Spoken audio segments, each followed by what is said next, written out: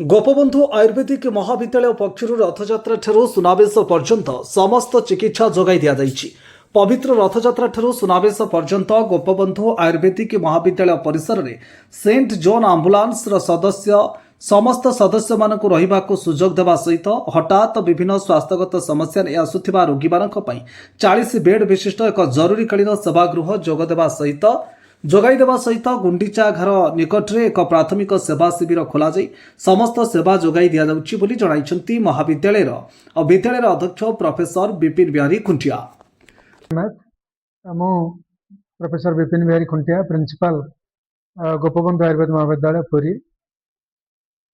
रथयात्रा अवसर में मु पुरीवासी ओडिशावासी एवं समग्र विश्ववासी को मु हार्दिक अभिनंदन जनाऊँ।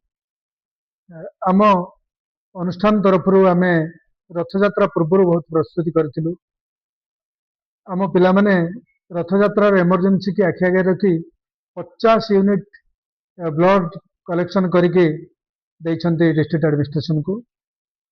आमर गोटे हेल्थ कैंप गोटे लगी गुंडीचा मंदिर सामने जो प्रत्येक दिन हजार हजार रोगी आम चिकित्सा करुचु मागणा। पुरीरू रमेश साहू को रिपोर्ट द पब्लिक मीडिया।